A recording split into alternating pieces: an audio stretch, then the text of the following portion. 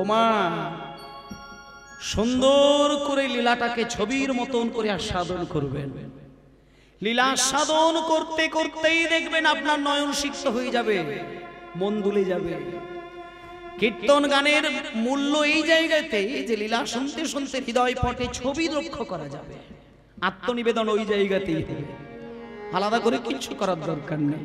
দেখুন মা, মহাপ্রভু প্রেম দিয়ে চোখের জল দিয়ে পদ্মা নদীর সঙ্গে কথাবার্তা সেরে এইবার মহাপ্রভু বাড়ি চলে আসলেন।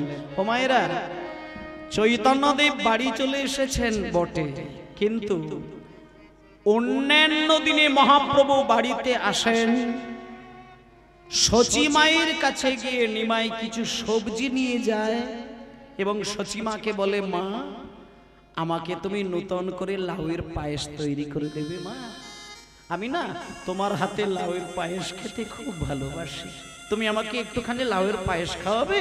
সচিমা নিত্যদিনই লাউয়ের পায়েস খাওয়ায়, কিন্তু আজকে নিমাই মায়েরা ওই পদ্মা নদীর জলে স্নান করে আসার পরে ওই চোখের জলটা রেখে দেওয়ার পরে বাজার থেকে একটা ছোট্ট লাউ কিনে নিয়ে আঁচলের মধ্যে লুকিয়ে লুকিয়ে সেই লাউটা কিন্তু মা, ভালো করে এই দিকটা তাকাবেন, সেদিন কিন্তু মা ওই নিমাই লাউটা কিনে নিয়ে গিয়ে সচিমায়ের কাছে ধরেনি।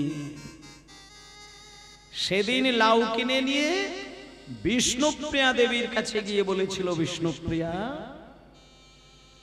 আমার মা আমাকে লাউয়ের পায়েস তৈরি করে দেয়, আমি খুব খেতে ভালোবাসি, আজকে তুমি আমাকে লাউয়ের পায়েস বানিয়ে দেবে বিষ্ণুপ্রিয়া, তোমার হাতে আমি লাউয়ের পায়েস খাবো, আজকে আমার খুব ইচ্ছে হচ্ছে। যেদিনকে বিষ্ণুপ্রিয়ার হাতে লাউ তুলে দিয়ে নিমাই বলেছিল আমি লাউয়ের পায়েস খাবো, সেই দিনটাই ছিল বিষ্ণুপ্রিয়ার জীবনের শেষ রাত। বিষ্ণুপ্রিয়া বুঝতে পারে না, দুপুরবেলা লাউয়ের পায়েস খেতে দিয়েছেন, বিকেল গড়িয়েছে, সন্ধ্যা হলো। এই যে গত মাসটা ছিল মাঘ মাস, এই গত মাসের মাঘ মাসেই কিন্তু নিমাই বিষ্ণুপ্রিয়ার হাতের শেষ খাবার খেয়ে মধ্যরাত্রিতে বিষ্ণুপ্রিয়াকে ত্যাগ করে চিরকালের জন্য বেরিয়ে গিয়েছে। বিষ্ণুপ্রিয়া ভাবতে পারে না যে নিমাইয়ের মতো স্বামীকে হারাতে হবে, হারিয়েছিলেন। ওই যে বিষ্ণুপ্রিয়াকে ছেড়ে বেরিয়ে গেল, আর কিন্তু দ্বিতীয়বার কোনো দিন বিষ্ণুপ্রিয়ার সঙ্গে নিমাইয়ের মুখ দর্শন হলো না। একটা দিন বিষ্ণুপ্রিয়ার কপালে ছিল নিমাই দর্শন করা, কিন্তু সেদিন নিমাইয়ের পক্ষ থেকে অনুমতি ছিল না। নিমাই বলে দিয়েছিল, কেশ মুন্ডনের পরে নিমাই আর একটা বার এসেছিল মাকে দেখা দেবার জন্য, কারণ সচিমায়ের বুক চাবড়ে চাবড়ে কান্না যখন নিমাইয়ের কাছে খবর গেল, নিমাই একটা বারের জন্য সচিমাকে দেখা দিতে এসেছিলেন, কিন্তু সেখানে আপত্তি করে দিয়েছিল নিমাই যে মা আমার কাছে আসবে, বিষ্ণুপ্রিয়াকে বলে দেবে ও যেন আমার কাছে না আসে। বিষ্ণুপ্রিয়া এলো না, বেরিয়ে গেল মাকে দেখা দিয়ে, পুরীর মন্দিরে চলে গেল নিমাই। বয়স ছিল 24 বছর। ও মায়েরা, 24টা বছর পরে নিমাই চলে গেল পুরীর মন্দিরে। বাকি আরো 24টি বছর কাটার পরে নিমাইয়ের যখন বয়স হলো 48, তখন তিনি জগৎ ছেড়ে বিদায় নিলেন। তাহলে মা ইতিহাসটা পরিষ্কার হয়ে গেল। 15 শতাব্দীতে নিমাই এসেছিলেন, 15 শতাব্দীর মধ্যে নিমাই জগৎ ছাড়লেন। ঠিক 15 শতাব্দী পার হওয়ার পরে 16 শতাব্দী যখন পড়ল, আমি একবারে হিসাবটাও বলে দিচ্ছি, কোনো বানানো কাহিনী নয়। 15 শতাব্দী পেরিয়ে যাওয়ার পর 16 শতাব্দী যখন পড়েছে বাংলায়, সেই 16 শতাব্দীতে যেখানে নিমাই স্নান করে এসেছিলেন তার ওই পাটটা এখনো গেলে আপনারা পাবেন রাজশাহী জেলা, এখন বাংলাদেশের অন্তর্গত। সেই রাজশাহী জেলার মধ্যে একটা গ্রাম, যে গ্রামটির নাম হলো খেতুরি গ্রাম। সেই খেতুরি গ্রামে একটা রাজা বাস করতেন, যে রাজার নাম হলো কৃষ্ণানন্দ দত্ত, আর ওনার স্ত্রী ছিলেন নারায়ণী দেবী। রাজার মতো স্বামী পেয়েছে, কেজি কেজি সোনা রয়েছে, কেজি কেজি হিরে রয়েছে, হাজার হাজার বিঘে জমি রয়েছে, কিন্তু নারায়ণী দেবী সারা রাত ধরে কান্নাকাটি করতেন। কেন জানেন? শোনেন। কৃষ্ণানন্দ দত্তের মতো রাজাকে স্বামী রূপে পাওয়া সত্ত্বেও নারায়ণী দেবী কাঁদতেন ওই রাজবাড়িতে। তাও কেমন করে কাঁদতেন? ছোট্ট একটা গোপালকে নিয়ে বুকে জড়িয়ে ধরে কাঁদতেন। ওই মায়ের মনে একটা আক্ষেপ ছিল, মায়ের নাম হলো নারায়ণী দেবী। আক্ষেপটা শুধু একটা জায়গায়, রাজার মতো স্বামী পেয়েছে, হাজার হাজার বিঘে জমির মালিক হয়েছে, সোনা দানা গয়না কাঠি কিচ্ছু অভাব নেই। অভাব যদি থাকতে হয় একটাই ছিল, নারায়ণী দেবীর গর্ভে সন্তান হতে চাইছিল না। গোপাল সেবা করে করে করে করে নারায়ণী দেবী কেঁদে কেঁদে শুধু একটা কথা বলতেন, হে ঠাকুর, আমি এই যে তোমাকে প্রত্যেক দিন সেবা করি, আমি তোমাকে কিচ্ছু চাই না, শুধু একটা জিনিস আমাকে দাও ঠাকুর, আমার গর্ভে তুমি একটা ছোট্ট ছেলে দাও, একটা সন্তান পাঠিয়ে দাও, যে সন্তান জন্মের পরের দিন থেকে যেন তোমাকে সেবা দিয়ে যেতে পারে। আমরা মা হতে শিখেছি, বাবা হতে শিখেছি, কিন্তু সত্যিকারের সন্তানের মা বাবা হতে শিখি না। আমরা ভগবানের কাছে কেঁদে কেঁদে বলতে শিখেছি আমাদেরকে ছেলে দাও, কিন্তু এটা বলতে পারি না যে ঠাকুর আমাদেরকে ছেলে দাও, তবে যে ছেলে পাঠাবে সে আমাদের দেখার জন্য নয়, ছেলেটা যেন তোমার সেবা করে করে দিন কাটাতে পারে। তবে এটা আমি সত্য বলতে পারি মা, যে ছেলে কৃষ্ণ ভক্ত হবে সেই মা বাবার জীবনে কোনো দুঃখ হতে পারে না, কোনো দিন হতে পারে না।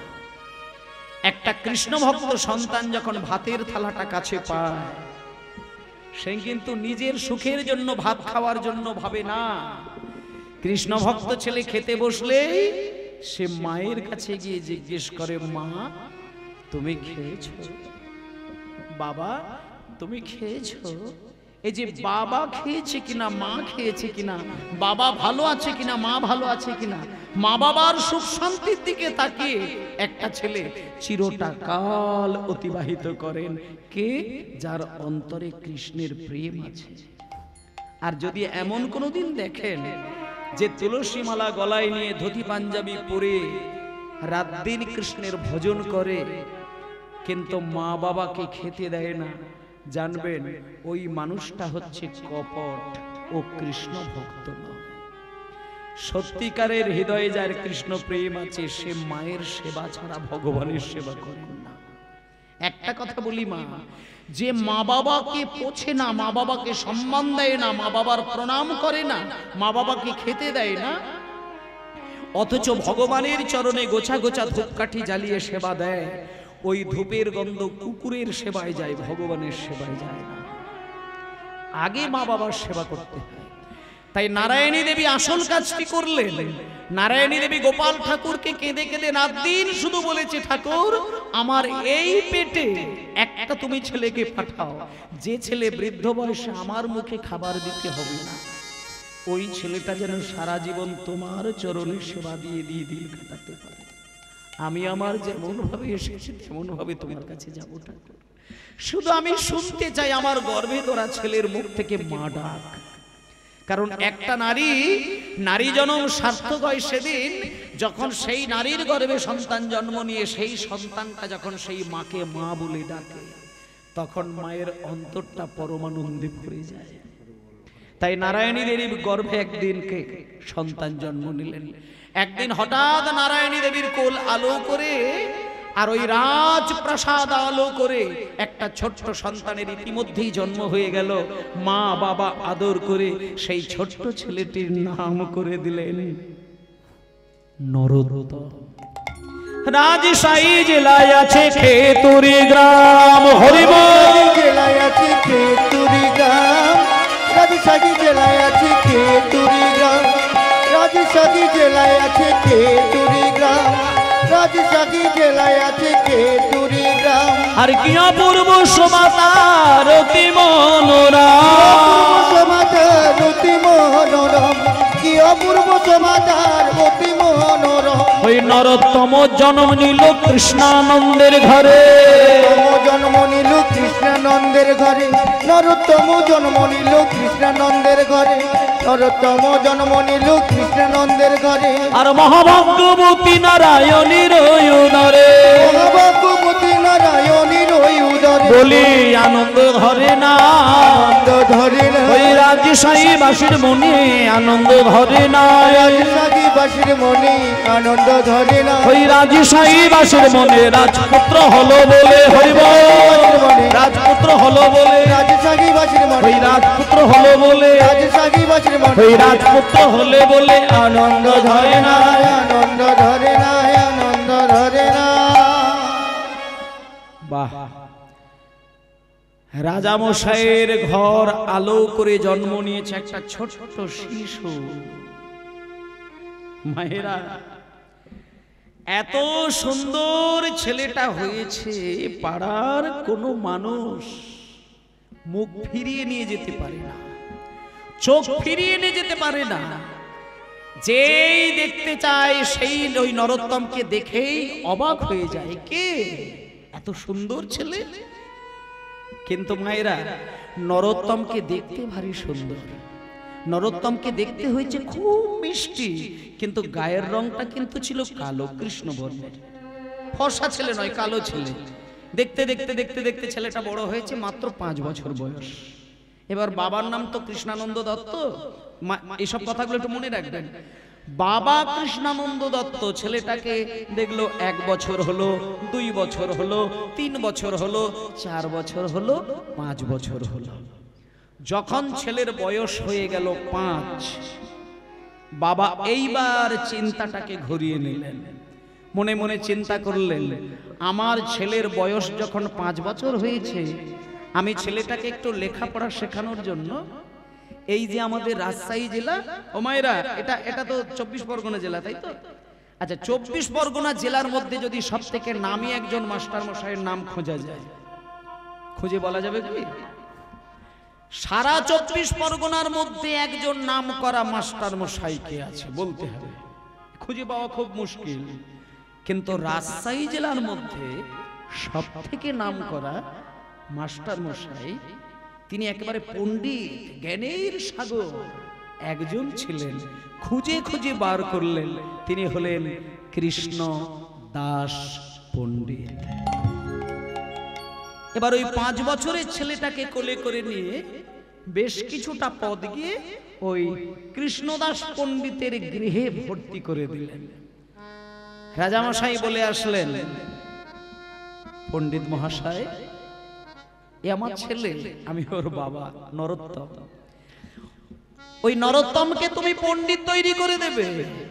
আর শুনুন না পণ্ডিত মহাশয়, ছেলেকে পণ্ডিত তৈরি করে দেবেন, আর টাকা পয়সার অভাব আপনাকে চিন্তা করতে হবে না। আপনি শুধু আমাকে বলবেন, আপনাকে ভরিয়ে দেব। আমি শুধু বাবা হয়ে এটাই চাই যে ছেলেকে আপনি পণ্ডিত তৈরি করে দিন, শাস্ত্রে মহাপণ্ডিত তৈরি করে দিন, যা লাগবে আমাকে বলবেন। ব্যাস, এই কথা বলে দিয়ে বাবা বাড়ি চলে এলেন। এবার মাস্টার মশাইয়ের কিন্তু নিয়মটা বাবা একটু আলাদা। ওই এখনকার দিনের টিচার আর তখনকার দিনের টিচার আকাশ পাতাল তফাৎ। কৃষ্ণদাস পণ্ডিত নরোত্তমকে কাছে ডেকেছে, কাছে ডেকে বলছে, খোকা সামনে সামনে কাছে এসো। কি নাম তোমার? আমার নাম নরোত্তম দাস। নরোত্তম দাস, বেশ। আচ্ছা, তোমাকে আমি একটা প্রশ্ন করি, তোমার বাবা কি করে বলো তো? আমার বাবা তো রাজা মশাই। ও, তার মানে তুমি রাজার ছেলে। আচ্ছা আচ্ছা আচ্ছা, সেই জন্যই তোমার বাবা বলে গেল যে টাকার চিন্তা করতে হবে না, আপনাকে আমি ভরিয়ে দেবো, সেই জন্য বললেন। ঠিক আছে, শোনো শোনো, একটা কথা বলি নরোত্তম, আমার কাছে রাজার জন্য যে আইন না, আর পথের ভিখারির জন্যও সেই আইন।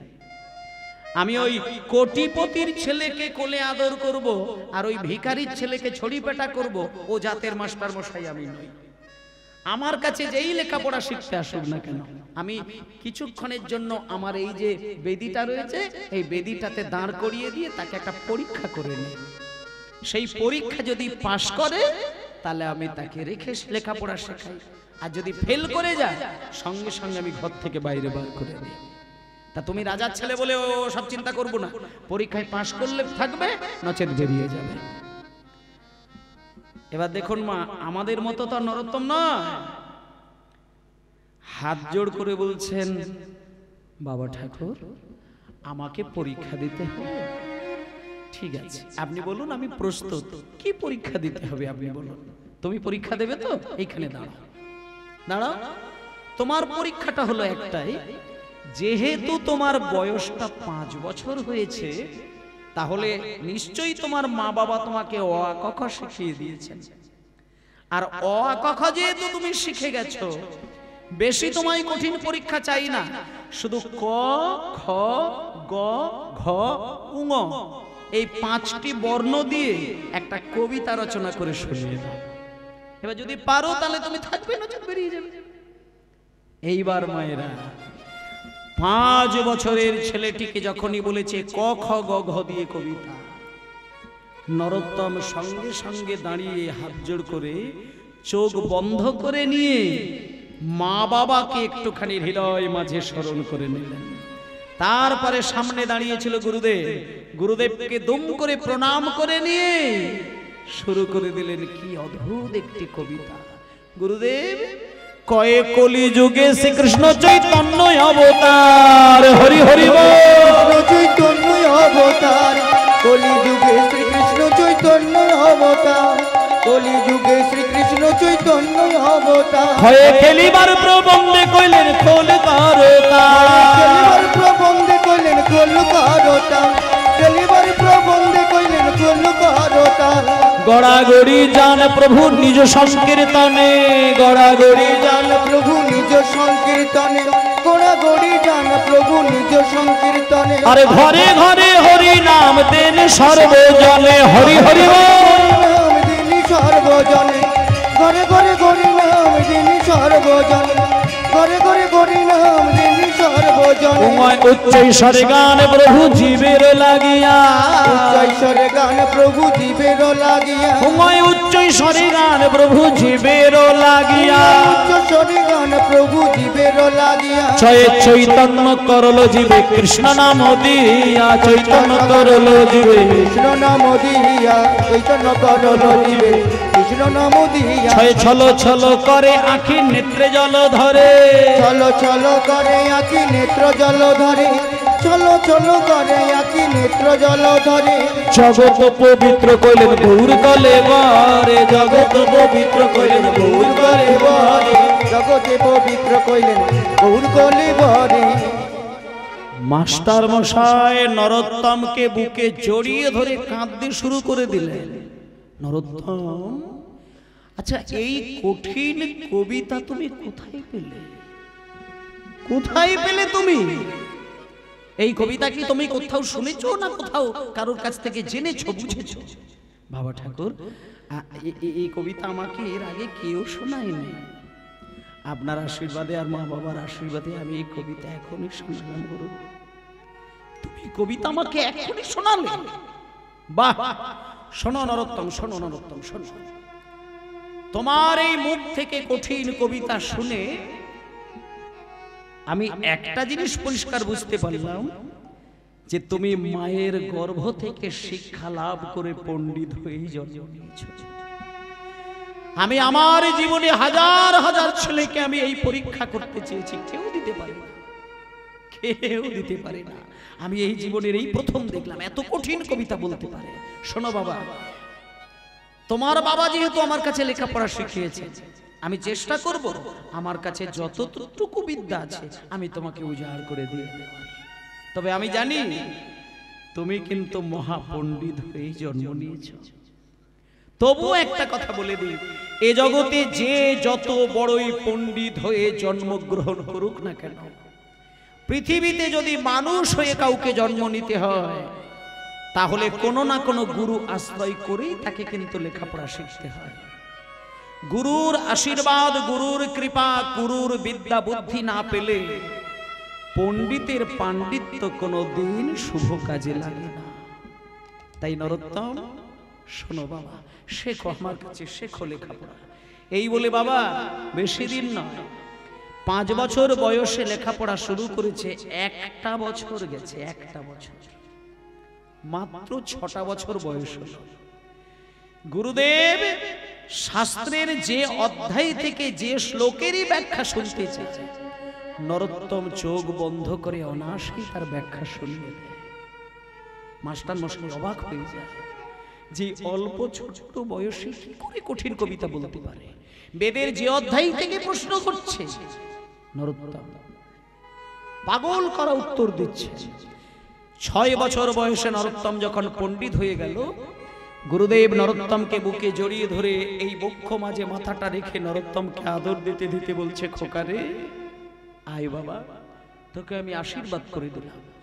আমার অন্তরে, আমার ভেতরে, আমার মস্তিষ্কে যদি বিদ্যা বুদ্ধি থেকে থাকে, আমি তোকে উজাড় করে দিয়ে দিলাম। আর আমার কাছে কোনো বিদ্যা নেই বাবা, আর আমার কাছে কোনো জ্ঞান নেই, তুই মহাপণ্ডিত, তুই বাড়ি চলে যা। আমি তোকে আশীর্বাদ করে দিলাম, আশীর্বাদ করে দিলাম, তুই বাড়িতে চলে যা। বাড়িতে গিয়ে তুই তোর মাকে প্রণাম করবি, বাবাকে প্রণাম করবি। আর একটা গোপন কথা আমি তোকে বলে দিই, সেটা মন দিয়ে শুনে রাখ। তোর বাড়ির কিছুটা দূর দিয়ে একটা নদী বয়ে গেছে, সেটা হলো পদ্মা নদী।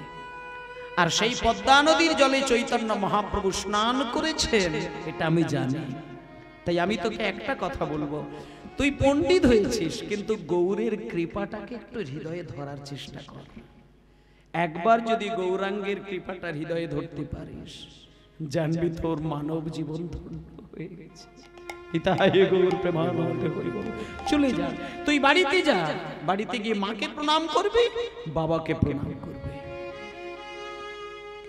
দুটি বাহু তুলে মুখে হরি বলে,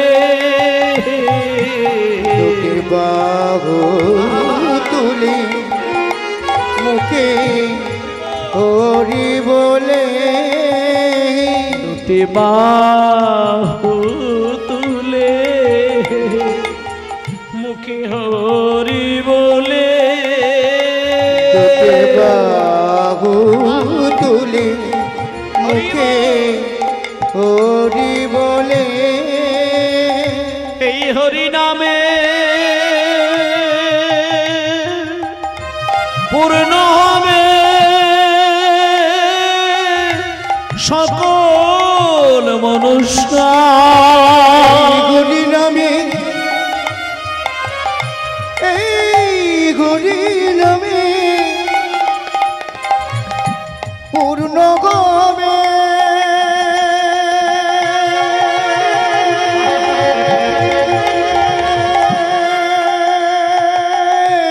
বলি হরি, বলি হরি, বলি হরি, সকল মনস্কার। ওরে প্রেম নেবে আয় বদন ভরে, বল রে হরি না, হরি হরি হরি হরি হরি হরি বল রে হরি না, ওরে প্রেম নেবে আয় বদন ভরে, বল রে হরি না, বদন ভরে বল রে হরি না। গুরুদেবের কাছ থেকে শিক্ষা অর্জন করে ছোট্ট ছেলেটা ইতিমধ্যেই বাড়িতে পৌঁছে গেল। মায়েরা, নরোত্তমের বয়স ঠিক 6 বছর পেরিয়েছে। বাড়িতে এসে যখন মাকে প্রণাম করেছে, বাবাকে প্রণাম করেছে, হোমা, প্রত্যেকটা মায়ের কোলে যদি তার সন্তান মানুষ হয়ে ধরা দেয়, মা কিন্তু ছেলেকে বুকে জড়িয়ে ধরে হাসে না, কাঁদে। ছেলে যদি মানুষ হয়, এটা যদি মায়ের কাছে সংবাদ আসে না, বাবার কাছে যদি খবর আসে, মা বাবা কিন্তু কেঁদে ওঠে। কেন জানেন? ভেতরে পরমানন্দটা এত বেশি হয়, পরমানন্দে চোখের জল বিগলিত হতে যায়। আজকে নরোত্তম বাড়িতে এসে যখন মাকে ধরা দিয়েছে, খবর এসে গেছে নরোত্তম পণ্ডিত হয়েছে, মা আনন্দে বুকে জড়িয়ে ধরে স্নান করিয়ে দিচ্ছে। আর বাবা ছুটে এসে ছেলেকে বক্ষ মাঝে জড়িয়ে ধরে বলছে, খোকা রে, এই খোকা, তুই পণ্ডিত হয়ে বাড়িতে এসেছিস। শোন বাবা, শোন, আমি তোর বাবা, আমার জীবনের ইচ্ছে ছিল তোকে পণ্ডিত তৈরি করার। তুই পণ্ডিত হয়েছিস, আমার কাছে খবর এসে গেছে, আমি শুনেছি তুই মহাপণ্ডিত। শোন, ছেলে হয়ে বাবার মনের সব আশাই তুই পূরণ করে দিলি, আমি তোর কাছ থেকে আর কিছু চাই না। এবার আমি তোকে একটা কথা বলি, ছেলে হয়ে বাবার কাছ থেকে কি চাস বল? আমি বাবা হয়ে তোকে কিছু দিতে চাই, বল তুই কি চাস। যখনই বাবা বলছে তুই কি চাস, তখন নরোত্তম বলছে বাবা বাবা আপনি আমাকে কিছু দেবেন। হ্যাঁ দেব মানে কি, বল তুই কি চাস, তুই যা বলবি তাই দেব। আমি তোর কাছ থেকে যা পাওয়ার পেয়ে গেছি, আমার আর কোনো কিছু চাইবার নেই। এবার তুই বল কি চাস, আমি তোকে দিয়ে আনন্দ পেতে চাই। নরোত্তম বলছে বাবা আপনি যদি কিছু দিতে চান, একটা জিনিস শুধু আমায় দেন। আপনি আমার মাথায় শুধু 2 হাত রেখে আশীর্বাদ করুন, আমাকে অনুমতি দিন, আমি পদ্মা নদীর জলে শুধু স্নান করব। কি রে এই খোকা, পদ্মা নদীর জলে স্নান করব। পদ্মা নদীর জলে স্নান করতে গেলে আবার এত এইভাবে চাইবার কি আছে? ঠিক আছে দাঁড়া দাঁড়া দাঁড়া, এই কে আছিস? আমার আলমারিতে দেখবি 10টি সোনার কলসি রাখা রয়েছে। ওই 10টি সোনার কলসি করে ভরে পদ্মা থেকে জল এনে আমার ছেলেকে সুন্দর করে স্নান করিয়ে দেবে। যখনই সোনার কলসি করে জল ভরতে যাবে বলে তৈরি, নরোত্তম বলছে বাবা আমি তো সোনার কলসি করে জল নিয়ে আসলে ওইখানে স্নান করব না, আমি পদ্মা নদীতে গিয়ে স্নান করব। ও তুই যাবি, ঠিক আছে তাই হবে তাই হবে। এই কে আছিস? আমার একটা সোনার পালকি রয়েছে, সেই পালকিতে দামি দামি ফুল নিয়ে শঙ্খ বাজা ঘন্টা বাজা, আমার ছেলে পদ্মা নদীতে যাবে। বাবা আমি পালকিতে চড়ে যাব না, পালকিতে চড়ে গেলে লোকের কাঁধের উপরে চড়ে যেতে হয়, আর লোকের কাঁধে চড়ে গেলে অন্তরে ভক্তি লাভ হবে না। আমি পালকিতে চড়ে যাব না বাবা। তাহলে গরুর গাড়িতে যাবি? না আমি গরুর গাড়িতেও যাব না। আচ্ছা যদি ঘোড়ার গাড়ি করে দিই? না আমি ঘোড়ার গাড়িতেও যাব না। তবে কি হেঁটে হেঁটে যাবি?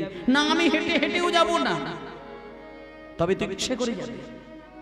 পালকিতে যাবি না, গরুর গাড়িতে যাবি না, ঘোড়ার গাড়িতে যাবি না, হেঁটে হেঁটে যাবি না, কেমন করে যাবি? যখন বাবা বলেছে কেমন করে যাবি, নরোত্তমে কেঁদে কেঁদে বলে বাবা গো বাবা গো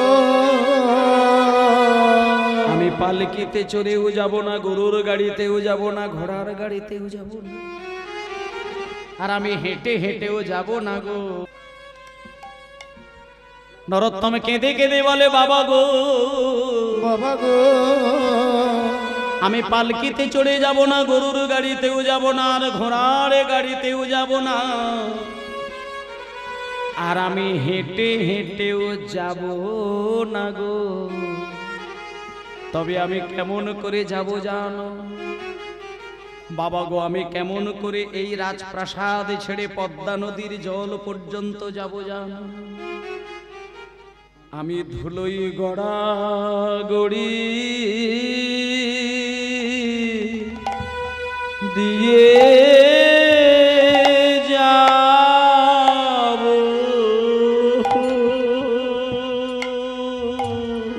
নিতাই গৌর হরিব। ধুলোয় গোড়া গড়ি দিয়ে যাব, ভক্তের পদ ধুলায় অঙ্গে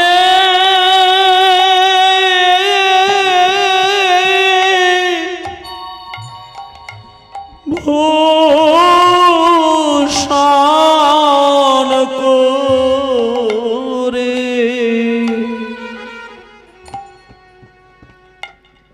ধুলোয় গোড়া তাই গৌর প্রেমানন্দে হরিব দিয়ে যাব, ভক্তের বড় ধুলায়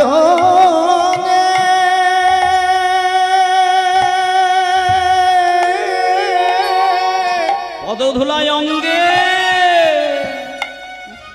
ভূষণ হরিবোল হরিবোল তাই গৌর হরিবোল।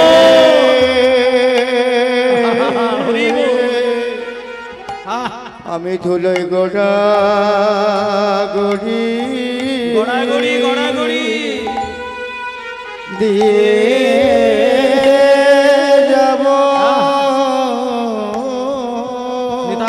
গৌর হরিবোল, গৌর হরিবোল, গৌর হরিবোল। মায়েরা, আজকে যখন নরোত্তম বাবাকে বলেছে আমি ধুলোর মধ্যে গড়াগড়ি দিতে দিতে দিতে দিতে পদ্মার জল পর্যন্ত যাব, রাজামশাইয়ের মাথায় লাগলো, কিন্তু কিছু বলতে পারলেন না।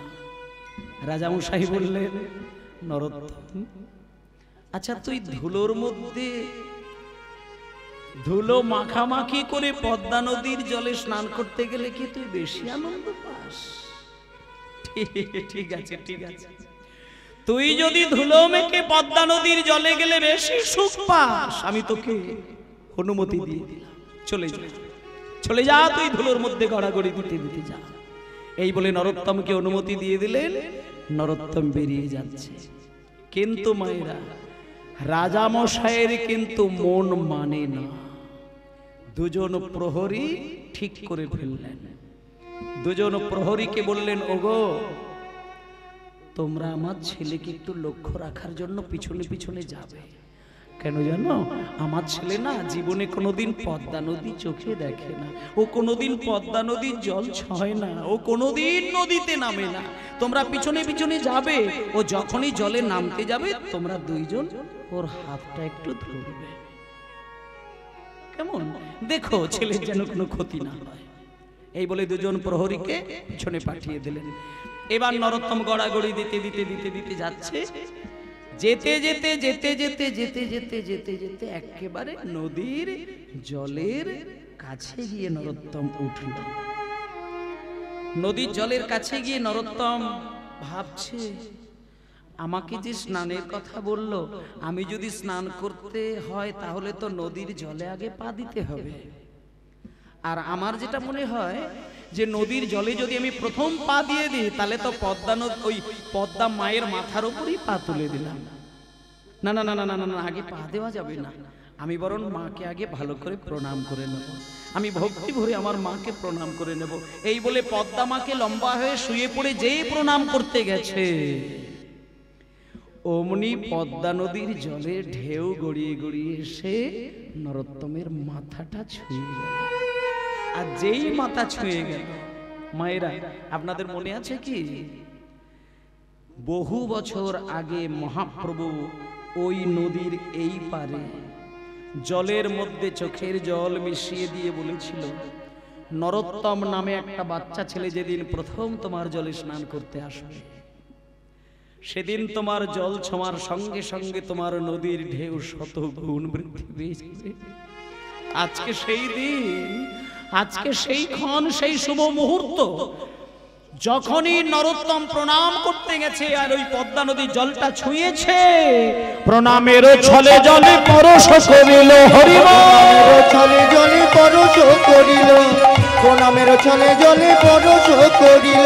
আর তখনই পদ্মা নদীর তরঙ্গ বাড়িল, তখনই পদ্মা নদীর তরঙ্গ বাড়িল, তখনই পদ্মা নদীর তরঙ্গ বাড়িল, আর তরঙ্গ বাড়িল বাড়িল, নরোত্তমের ছোঁয়া পেয়ে তরঙ্গ বাড়িল, নরোত্তমের ছোঁয়া পেয়ে তরঙ্গ বাড়িল। ওই নরোত্তমের ছোঁয়া পেয়ে নিতাই গৌর হরি বলে, নরোত্তমের ছোঁয়া পেয়ে নিতাই গৌর হরি বলে, নরোত্তমের ছোঁয়া পেয়ে নিতাই গৌর হরি বলে, নরোত্তমের ছোঁয়া পেয়ে নিতাই গৌর হরি বলে, তরঙ্গ বাড়িল, তরঙ্গ বাড়িল, তরঙ্গ বাড়িল।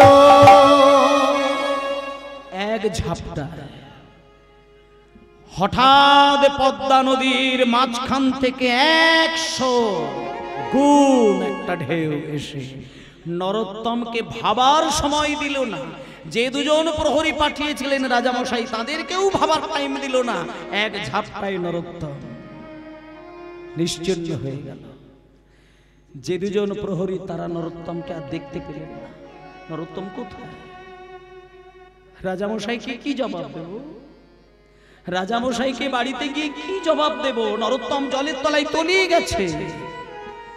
আসলে সবাই ভেবেছে নরোত্তম জলের তলায় তলিয়ে গেছে, কিন্তু নরোত্তম জলের তলায় তলিয়ে যায়নি। মা পদ্মা মা, হুমায়রা, আজকে না নরোত্তম তলিয়ে নয়, পদ্মা নদী এক জননীর রূপ ধারণ করে তাকে হাত বাড়িয়ে কোলে টেনে নিয়ে নদী গর্ভে গিয়ে কোলে বসিয়ে কথা বলছে। হাতের উপরে নরোত্তমের মাথাটা রেখে নরোত্তমের মুখের দিকে তাকিয়ে তাকিয়ে পদ্মা নদী কাঁদছেন। নরোত্তম বলছেন, কে আপনি? কে আপনি? আমাকে খুলে বসিয়েছেন, কে আপনি? নরোত্তম, তুমি আমায় চিনবে না, আমাকে তুমি চিনবে না। আমি কে জানো? আমি হলাম এই পদ্মা নদী। উমা, পদ্মা নদী আবার কথা বলে? হ্যাঁ নরোত্তম বলে, সবার সঙ্গে বলে না। এই পদ্মা সবার সঙ্গে কথা বলে না। তোমার মতন যদি অনুরাগী কৃষ্ণ ভক্ত কোনোদিন পদ্মার কোলে আসে, এই পদ্মা তখন পাগল হয়ে তার সঙ্গে কথা বলে। সঙ্গে সঙ্গে নরোত্তম বলছেন, পদ্মা তুমি যখন আমাকে দেখাই দিলে, আমি গুরুদেবের মুখে শুনেছি তোমার জলে নাকি চৈতন্য মহাপ্রভু স্নান করেছে। মহাপ্রভু যদি তোমার জলে স্নান করে, আমি জানি মহাপ্রভুর পদধূলি তোমার জলে আজও মিশে আছে। তুমি একটুখানি পদধূলি দেবে পদ্মা?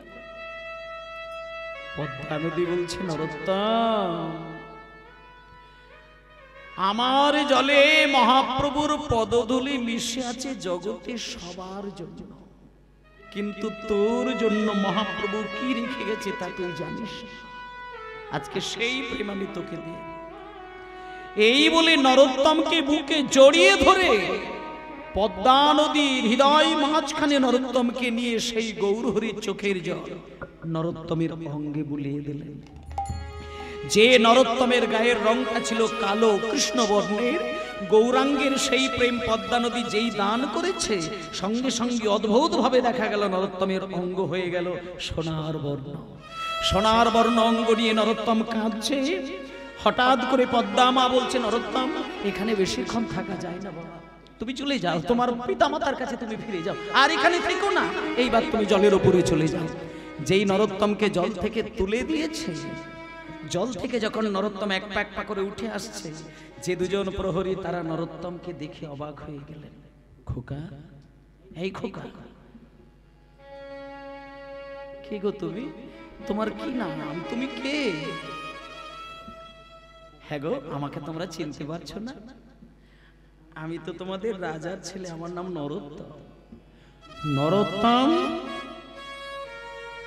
তুমি এতক্ষণ তাহলে কোথায় ছিলে?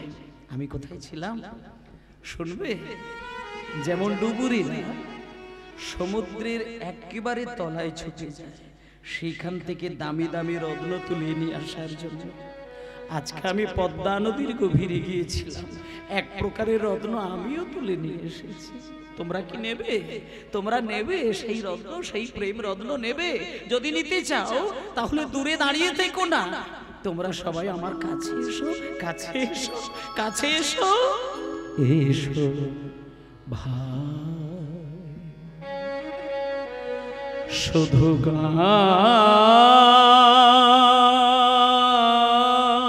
গায়,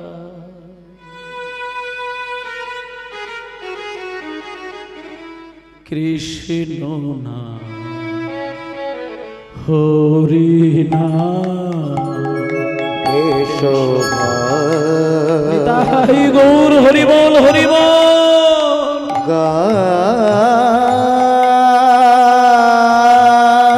গায় কৃষ্ণ নাম হরি নাম, এসো ভাই গান গায়, কৃষ্ণ নাম হরি নাম, এসো ভাই গান